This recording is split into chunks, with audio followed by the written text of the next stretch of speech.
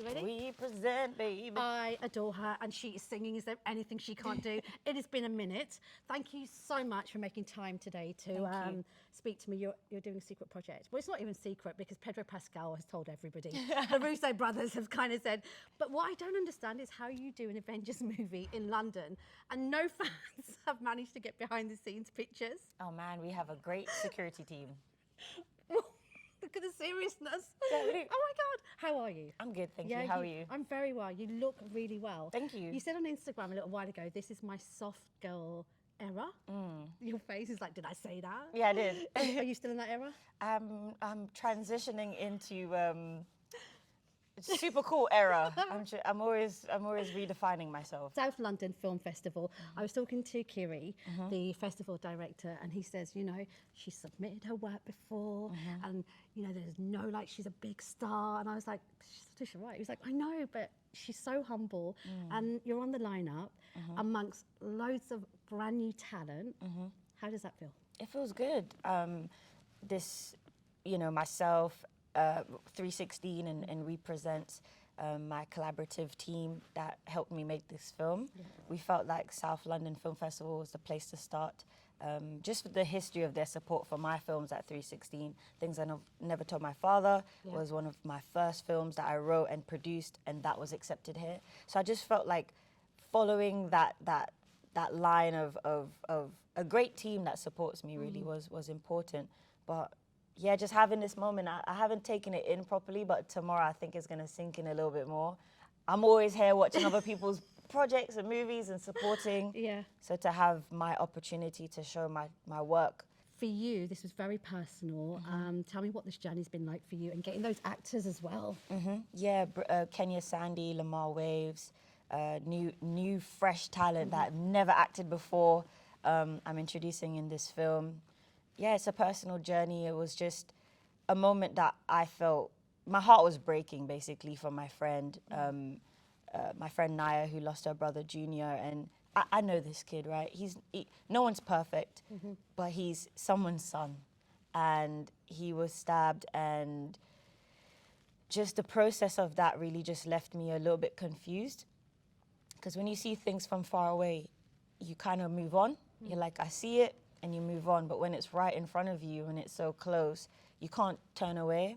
And then I saw the news about Harry Azuka, and I was walking home, and I just stood in the road, and I was absolutely like shocked, because this is someone who is, you know, he's a model, he's inspiring, he has great friends, and just to research a little bit into what happened, and just a disagreement between two friends that could have easily just been ironed out caused his life to be ended. And that just took me into this place of this story that I really felt God gave to me, to look at the middle ground of where they're held, where their spirits are held, and what happens if they all gather together. Would they have brotherhood? Would they be processing what's happened to them on earth? And the aim is for them to see the film and to hear the message and to say, I don't even want to be in the in-between. I want to be on earth, and I want to have brotherhood and unity here. I want to be able to fulfill my life fully here before I'm naturally meant to leave, not by force. And I think, yeah, it's just my way of like giving back to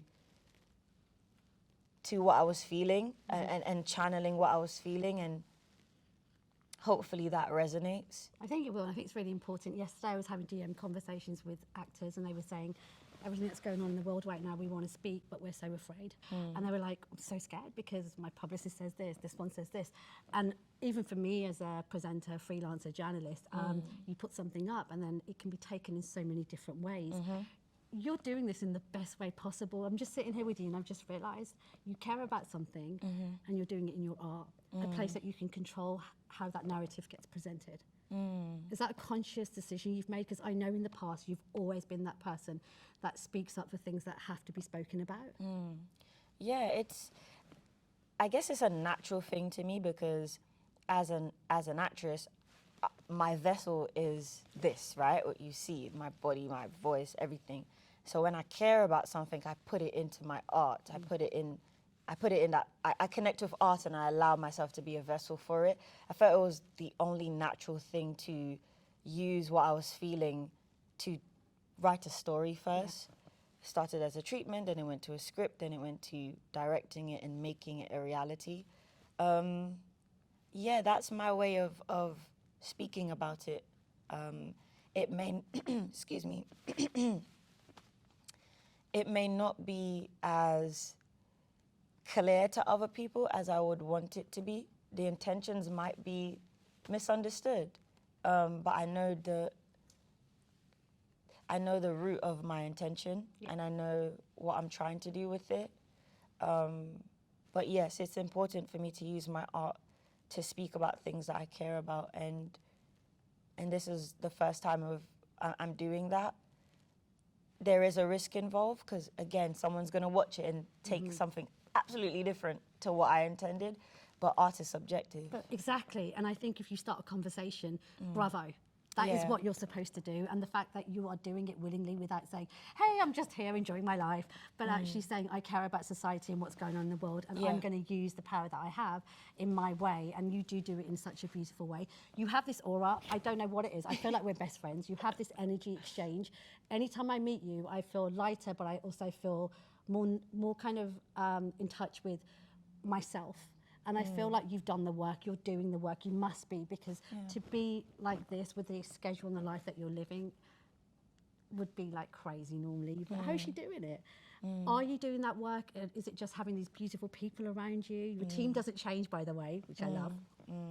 Yeah, I do the work. If I want to present stories like Highway to the Moon, if I want lives to be changed, I have to be doing the work on the other end. So I take therapy very seriously. I take my relationship with God very seriously, even when I'm a mess. God is like, come back here. And I try to surround myself with great people too that are kind, that represent me well. But yes, it's all about doing that internal work. And I have great friends.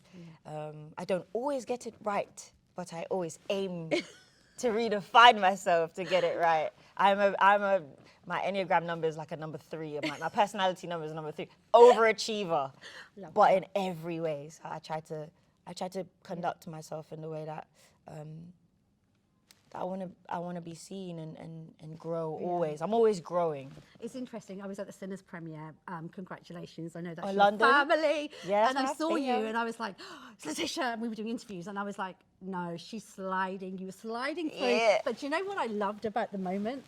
The fans. Yeah. And you were like, oh, I can't not do pictures with fans. So you stopped to do that and then you slid in and I was like, she's always so like there to support. Ryan, I've been a supporter of Ryan's work way before I even became a part of the Black Panther team, Fruitvale Station, Creed, some of his like short films that I was studying back in the day. Like he's a powerhouse and he's a great human being. And being there, I was trying to Slide. as best as possible not make it about me, because the whole carpet was turning into a Letitia Wright fest, and I was like, nah, man. Like I was just like, peace. But yeah, I love showing up to support my people. Ryan is a big advocate for my talent, for Michael B, for Daniel. Like he's just a great human being. So being there and supporting him is easy to do. Did you enjoy the film? Of course. I watched it twice. I have to watch it again. He's great, man. Yeah, and final couple of things. You're currently working, obviously, on the new Avengers Doomsday. And I was saying to you earlier, so I don't know how they're keeping it all so secret, but when the chairs, they did a live stream to show the chairs who was going to be in it. Yeah. And I think, who was just before you? Oh my God, who was just, oh, I know, it was Bucky, Sebastian Stan. Yeah, Sebastian Stan. Sebastian Stan, then Letitia Wright. I was like, yes. Yeah. Obviously, you knew at that point. When you saw all those names, what were you thinking? Because I'm sure you didn't know who else was going to be in it. Again, like with Avengers, it's just an ensemble of greatness. So I was just really excited to just be a part of it. Yeah. I've been a part of it before, but in a more smaller way. And now I have a little bit more. Yeah. So yeah, just a great family. Literally coming off set from filming yesterday, putting my best into it. Working with the Russos is always amazing. Just a great team. Okay, one thing I'm going to say, you're not going to tell me, but there's a fan theory. Okay. Okay, the fan theory is there are 2 Black Panthers. One is you, Okay. and the other Black Panther is T'Challa's son, that little cutie, is it Divine? Divine, yeah. Divine's obviously a kid who kind of grown up. So That's my son. That's my baby boy. That's my baby boy. Will there be 2 Black Panthers? I can't say anything. There's literally like I've sown to secrecy. I've literally like I can't say anything. All I can say is that I did my filming yesterday and it was great. We're having a great time. Yes, I'm so excited to see it. And John Boyega, this morning I saw a Variety on Variety 2 years ago, and he said to you, you, me, Daniel Kaluuya, we need to do a film together. We're 2 years on. We do. What's happening? Listen, the right project's gonna find its way to us. Those are my brothers. Yeah. You know, I'm seeing Daniel in a couple of weeks. Doing some plays, whatever he's doing. Wherever Daniel is, I'm following him. Yeah. But it's gonna happen. Yeah. I don't know when, don't know how, but it's gonna happen. Okay, always a pleasure. She's you. in the West End, Lynette Linton, who's fantastic. She did Shifters. with Heather and Tossin. And you've also got, I think you're part of Little Sims.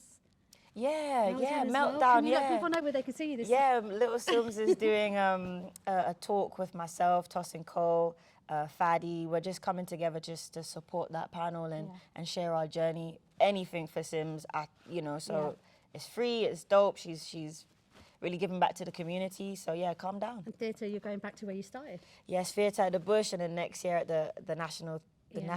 My debut there. I'm just grinding. I know you are. Soft girl era definitely is not soft girl era. It's grinding. It's grinding era. Always a pleasure. Thank you. I adore you. Thank you so much. Thank you.